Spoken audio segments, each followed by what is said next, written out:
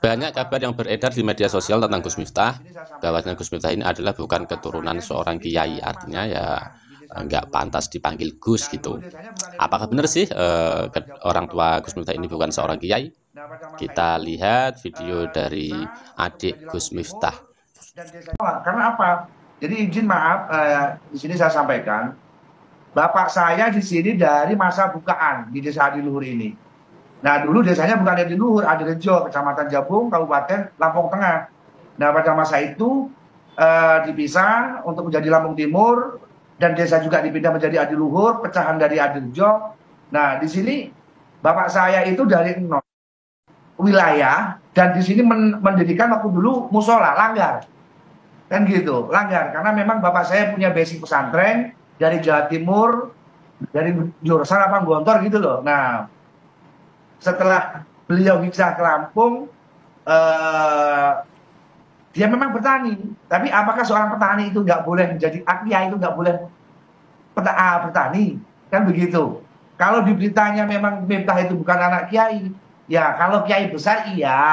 Bapak saya memang nggak punya pondok, bukan kiai besar. Tapi di sini bapak saya memang pada tahun 80 buka musola seiring berjalannya waktu.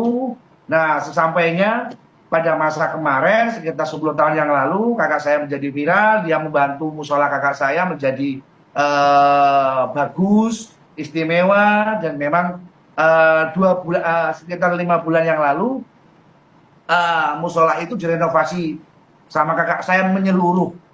Sekarang menjadi masjid yang bagus, yang megah, yang ada pada tayangan mungkin di dunia maya ataupun di channel-channel YouTube, TikTok, ataupun Facebook dan lain sebagainya, ya kan? Jadi kalau untuk menepis ini terus masalah nama kakak saya dikait-kaitkan ini taim, taim, taim, taim, taim. Nah, orang tuanya tidak layak, itu salah. Memang pada masa itu memang mama saya berdagang membantu bapak saya di sawah. Nah, tapi apakah itu akan menghalang-halangi untuk dia mau beribadah? Memang bapak saya punya jamaah sekitar ada 500 orang di kampung ini.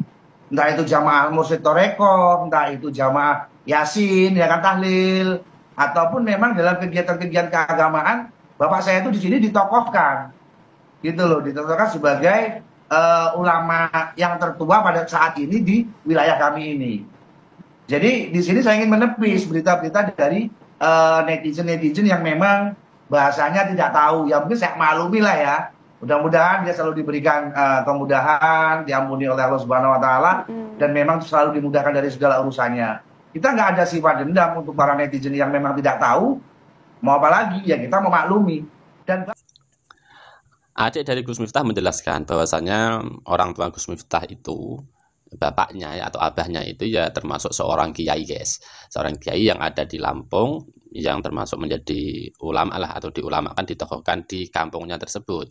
Jadi kalau di kampungnya itu termasuk ya kiai, termasuknya kiai. Akan tetapi bukan kiai besar yang punya pondok pesantren, bukan. Tapi intinya beliau adalah orang yang mungkin dianggap ulama di kampungnya tersebut. Meskipun begitu ya, meskipun orang tuanya seorang kiai yang tak punya pondok pesantren, otomatis ya tetap apa ya, tetap sah juga lah dianggap sebagai kiai kampung ya. Meskipun bukan kiai besar punya pondok pesantren, akan tetapi ya beliau tetap dianggap sebagai seorang kiai yang menyebarkan, yang mendakwahkan ajaran Islam kepada masyarakat yang ada di daerahnya. Jadi ada kata Gus Miftah ini dipanggil dengan panggilan Gus, ya sah-sah saja ya, sah-sah saja, karena orang tuanya ini mempunyai kontribusi dalam Islam, yaitu untuk menyebarkan, untuk berdakwah, mengajarkan agama Islam ini kepada masyarakat yang ada di daerahnya. Jadi sudah fix penjelasan dari adik Gus Miftah ini, bahwasanya Gus Miftah adalah anaknya seorang kiai, kiai kampung, bukan kiai yang terkenal, yang punya pondok, bukan. Yang penting adalah anaknya seorang kiai.